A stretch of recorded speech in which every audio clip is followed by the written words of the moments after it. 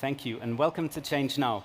So, originally from Canada, Maja Groff, you are an international lawyer and global governance innovator based in The Hague. You have a heart that beats for the academic world. You hold degrees from McGill, Oxford, Harvard universities, and you're also a professor at Leiden University. And you really apply that knowledge to very specific negotiations. You also wrote the book Global Governance and the Emergence of Global Institutions for the 21st Century, which has, by the way, received raving reviews. And you are, and I think that's particularly interesting, the convener of the Climate Governance Commission, where you make very specific suggestions of how we can reimagine and rebuild global governance. Maja, it's my pleasure to welcome you here. I'm excited for this conversation. And I would love to start by asking you, describe to us a little the current paradigm in global governance and what you'd love to change about it. What's going on? Give us an idea and an image so that we better understand that paradigm. Thank you so much, Matthias, and lovely to be here with you and at Change Now. It's a fantastic community, and I'm so happy to see governance on the agenda and also global governance, which I think is absolutely fundamental, of vital importance to address our shared planetary crises. As the Secretary General says, our triple planetary crisis of climate change, biodiversity, nature loss, and pollution. So in terms of what I see in current global governance approaches and three key paradigm shifts or shifts in thinking that I think we need and I would like to see as soon as possible. Firstly, there's this sense which has been really validated through the work of the Commission, the Climate Governance Commission, which I've been working on for a few years. We're still looking up from the national level to the international. It's sort of, we're looking up and the international seems big and overwhelming, but really we need to shift our perspective to what astronauts have described as this overview effect. Looking down at the planet, looking down at the blue marble, this is our common home, and we need to think about planetary governance in a totally new way. And this is very futuristic for many. But the future, we love that here. The future is already here. Yeah. We're already, seeing so many tipping points, destabilizations in our climate system. We need to shift our perspective to look at the planetary level in terms of governance and really upgrade. Second paradigm shift is we've sort of acquiesced to very low expectations for our international environmental governance, sort of a vicious cycle of not precisely.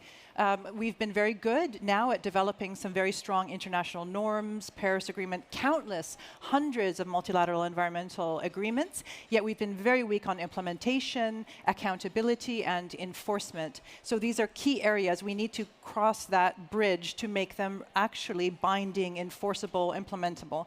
And the last paradigm shift I'd like to see, which is specific to climate and planetary ecological crisis, is to have the science drive the governance, then vice versa, the governance again acquiesce to political forces rather than having the hard scientific limits. As Johan Rockström is fond of saying, who's on the Climate Governance Commission, you can't negotiate with planetary boundaries. These are hard limits, and our governance needs to fit within and respond to it, and not vice versa. One of the biggest innovations in global governance, and you can disagree or agree, of sort of the last century was the United Nations, and after Second World War, sort of this idea that we can have a bit of a global government. Why do you think, have we become lazy, or is there too many powers that we don't see at play? Why so little innovation in how we make decisions, who makes them, how we hold people accountable? Sort of all the three things that you mentioned. What's behind it? What's the mechanics? Yeah, it's a combination of factors, and indeed I think part of it is a lack of initiative, to put it politely, rather than saying laziness. But it's the UN Charter was drafted and adopted in 1945 with the intention for it to be really revised and looked at holistically within 10 years. So by 1955.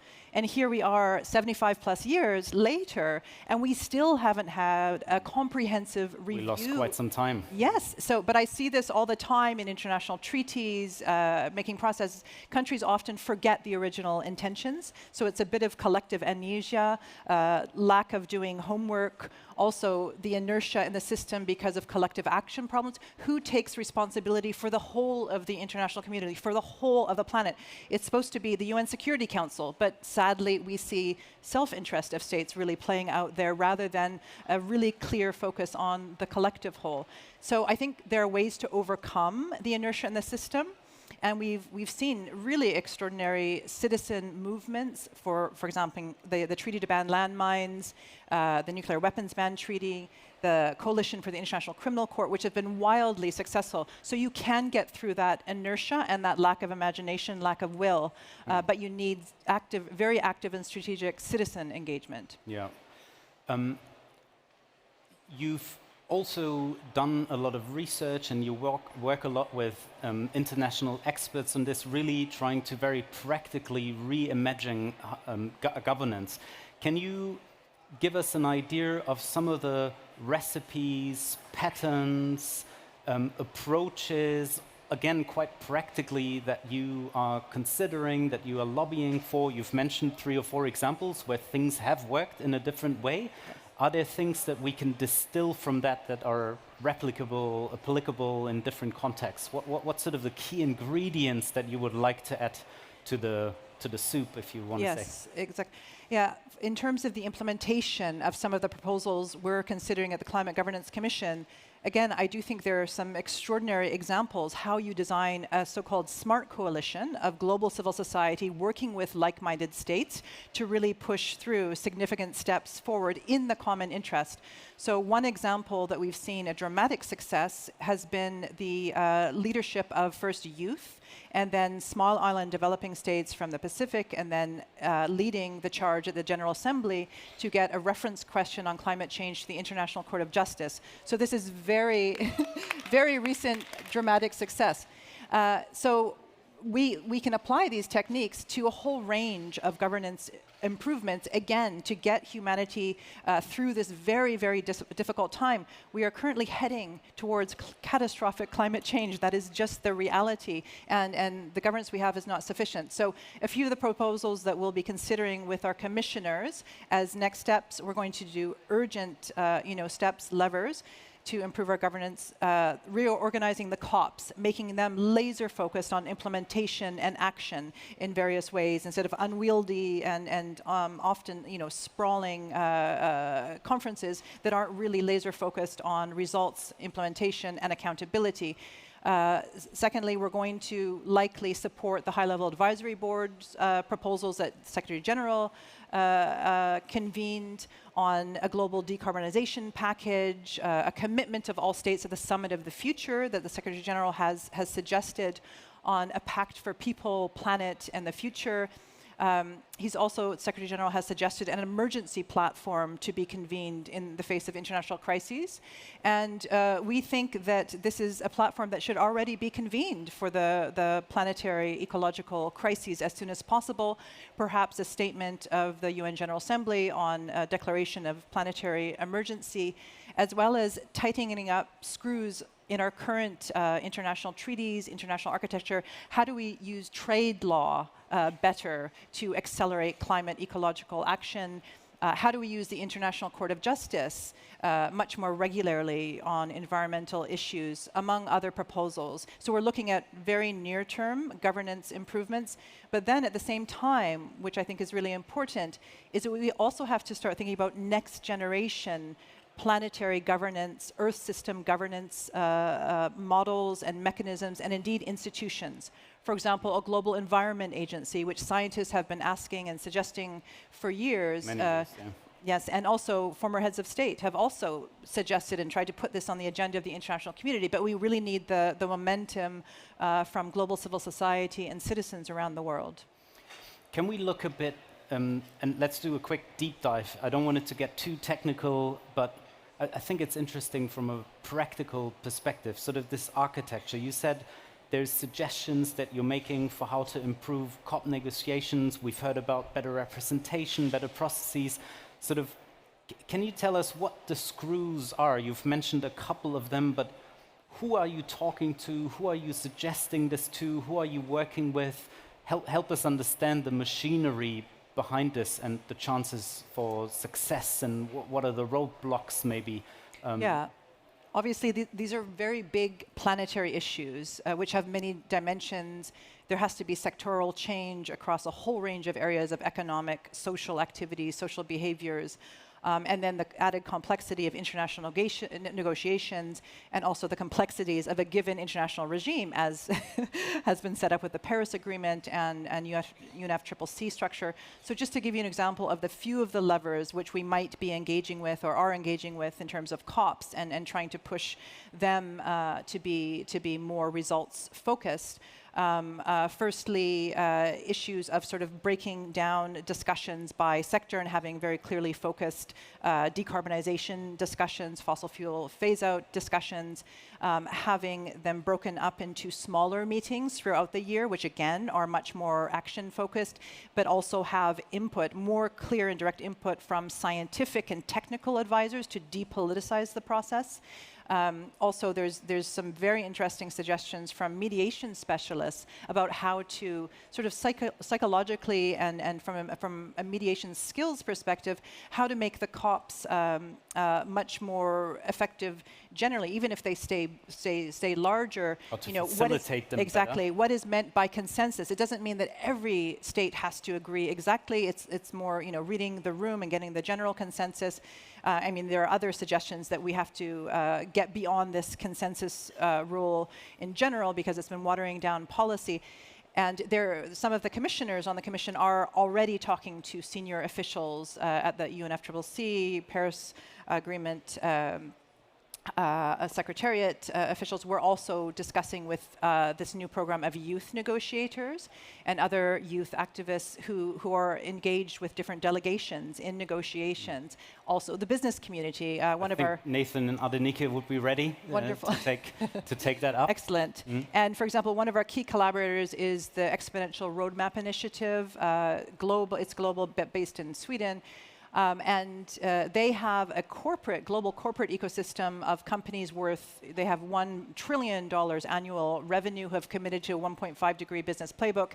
And friends at Exponential Roadmap with their colleagues, they mobilized about 20%, companies representing about 20% of GDP, of Swedish GDP, before the last Swedish election. And we'd like to work on creating a sort of similar green lobby at the international level. I think progressive business can do a lot of good, can have a strong voice at the international to actually get those levers to force the progressive changes we need. Wonderful. If you are, and I don't know if you would agree with that label, but if you are sort of an architect of global governance setups, and you reimagine them, you make suggestions, you push for change, what else is needed, or who do you wish were allies behind this? Is it the public pressure? Is it the activists? It is all of them. Can you kind of share with us a little your ideas around, there is these ideas and you're pushing for it and many other people do? What are success factors, and how can we, as the audience, as society overall, how can we help push for these? What needs to happen? Yeah, I think, as I was mentioning at the beginning, this shift in perspective, to take this international perspective very seriously, and the planetary perspective, and not to think it's so removed and remote.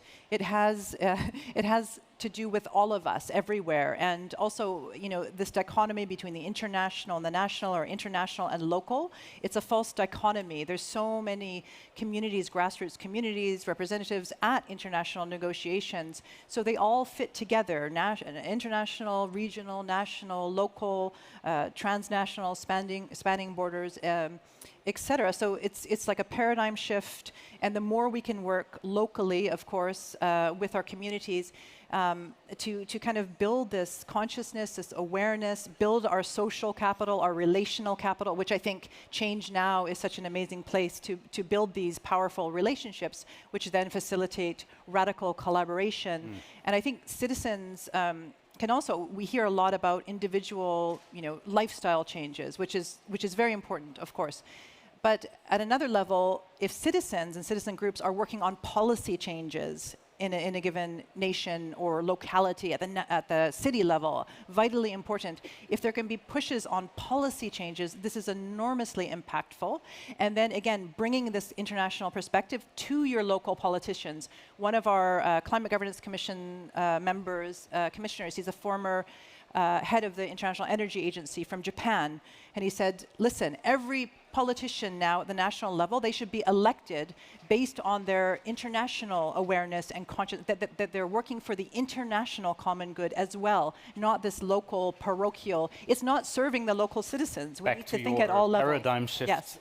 Request. Thank you, Maja. Any last words, plaidoyer, suggestion, idea for the audience to wrap us up with this lovely fireside chat? Yeah, just to say that I do see the system shifts happening, and it's very positive. I'm in more and more communities that are getting very sophisticated, working across sectors.